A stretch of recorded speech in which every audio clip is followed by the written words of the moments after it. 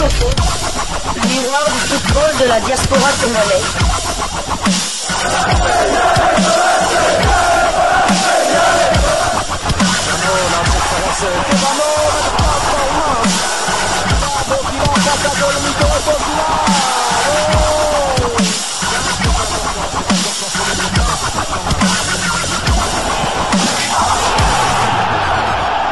Diasco Foot, le miroir du football de la diaspora congolaise. Vous êtes sur Diasco Foot, le miroir du football de la diaspora congolaise. Diasco Foot vous dit bonjour, tout le plaisir est pour nous de vous retrouver, mais surtout de savoir que vous êtes nombreux en train de suivre votre chaîne YouTube dédiée uniquement aux footballeurs de la diaspora congolaise. C'est l'heure de partager avec vous quelques news que nous avons pu récolter pour vous, des news concernant certains de nos internationaux ou des binationaux qui se sont illustrés dans leurs clubs respectifs, et cela dans le cadre de cette première livraison sportive de ce samedi 21 décembre 2024, une livraison qui nous conduit du côté de l'Angleterre, plus précisément en Championship, où l'on jouait la 21e journée. Victoire de Luton Town, 2-1 face à Derby County. Pelly Rudong-Panzu avait entamé la rencontre sur le banc avant de faire son entrée au jeu à la 69e minute. Son temps de jeu cette saison n'est que de 169 minutes sur les 2224 de son club. Il n'a joué que 7 des 23 matchs. Luton est actuellement 14e de Championship. Il compte 7 victoires, 4 nuls et 11 défaites. Ils ont marqué 25 buts et en ont encaissé 38.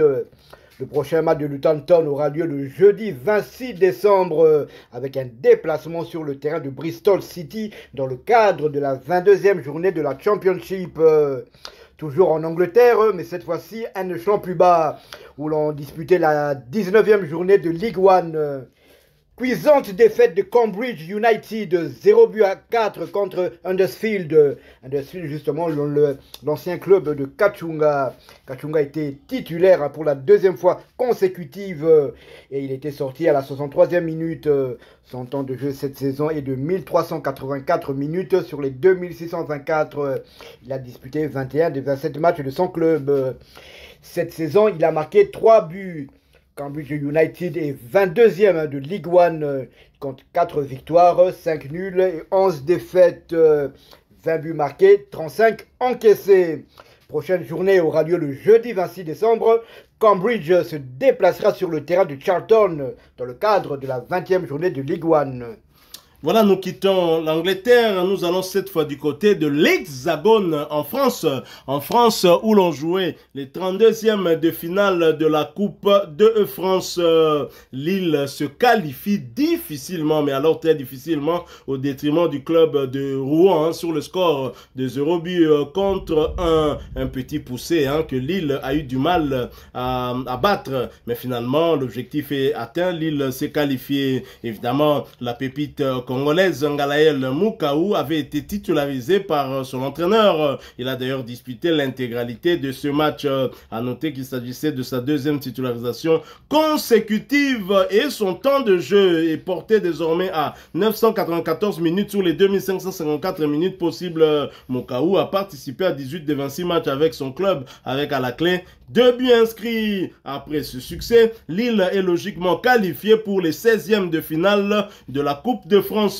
Prochain rendez-vous, ce sera en Ligue 1 McDonald's, championnat français de première division. Ce sera pour le compte de la 16e journée. Lille va accueillir le FC Nantes. Ce match est prévu pour le samedi 4 janvier 2025 sous le coup de 19h heure de Kinshasa, 20h heure de Goma à l'est de la République démocratique du Congo. Le LOSC est sur une série de 16 matchs sans défaite. Et en Europe, il faut savoir qu'il n'y a que Liverpool qui fait mieux avec 20 matchs.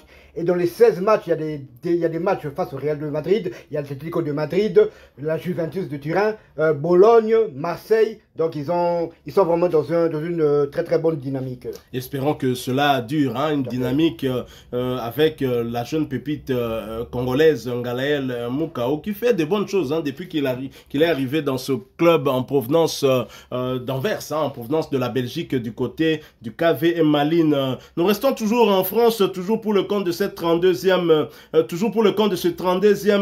de cette 32e de finale de la Coupe de France. Le FC Annecy s'est défait, hein, avec un score étriqué au détriment en tout cas de Gol FC sur le score d'un but contre deux. Fabrice Ntsakala, l'international congolais, avait été titularisé et il a disputé l'intégralité de cette rencontre, et cela pour sa 8e fois consécutive.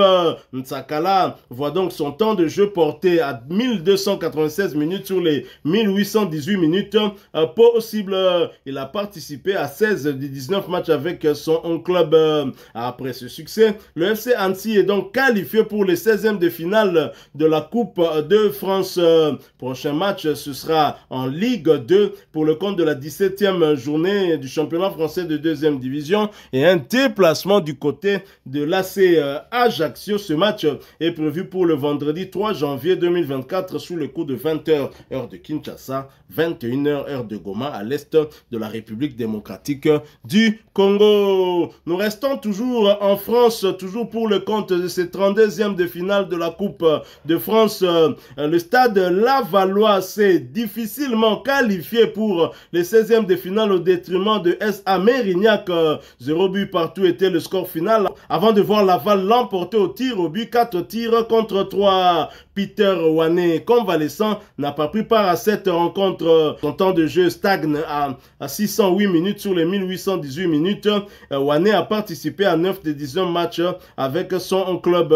On lui souhaite vraiment prompt rétablissement, hein. Ça fait plusieurs journées qu'il ne joue pas, hein. Dommage. Beaucoup de joueurs sont blessés ces dernières saisons, hein, certainement dû à l'intensité qui augmente et au nombre des compétitions également. C'est vrai que lui évolue en 2e division. Il joue peut-être un peu moins que des équipes qui jouent dans l'élite.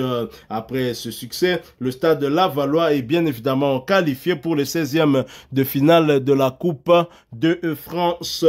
Prochain rendez-vous, ce sera pour le compte de la 17e journée de la Ligue 2 française et la réception du FC Lorient d'un autre binational congolais, mais lui est déjà international congolais. Il s'agit de Gédéon Kaloulou et ce match est prévu pour le samedi 4 janvier 2025 sous le coup de 20h heure de Kinshasa, 21h heure de Goma à l'est de la République démocratique du Congo. Plus globalement, on peut dire que les joueurs d'origine congolaise, ceux qui sont internationaux et même ceux qui ne le sont pas encore, hein, comme Peter Wane, sont quasiment tous qualifiés en 16e de finale. On verra comment ça va se passer pour la suite. Exactement, vous l'avez dit, donc Gangalel Moukao qualifié avec le LOSC, nous avons Fabrice Ntsaka l'a qualifié avec Annecy, et nous avons Wane qui est qualifié avec son club du Stade Lavallois.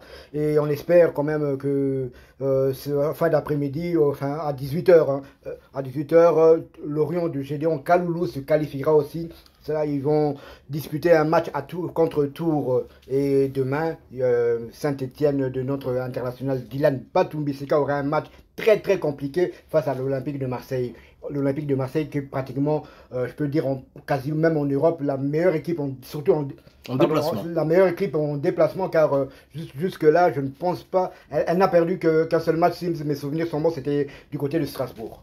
Tout à fait, l'Olympique de Marseille qui est en train de reprendre du poil de la bête, hein. Bon, on pensait que Marseille avait résolu son problème à domicile avec Lille. Là, on a vu qu'il menait au score, mais Nzombo, le soir, dans les temps additionnels, Lille avait pu égaliser. Voilà, nous sommes arrivés à la fin de cette première livraison sportive de ce samedi 21 décembre 2024. Vous l'avez aimé, laissez-nous un maximum de j'aime. Merci de partager avec nous en commentaire votre point de vue. Abonnez-vous sur cette chaîne Diasco Foot parce que nous sommes le miroir du football de la diaspora congolaise. N'oubliez pas d'activer la petite cloche de notification histoire de ne plus rien manquer des prochains sujets que nous allons vous proposer. Encore une fois, merci à vous, avec espoir de vous retrouver bientôt dans un autre sujet d'actualité. En attendant, portez-vous bien et Diasco Foot vous dit au revoir.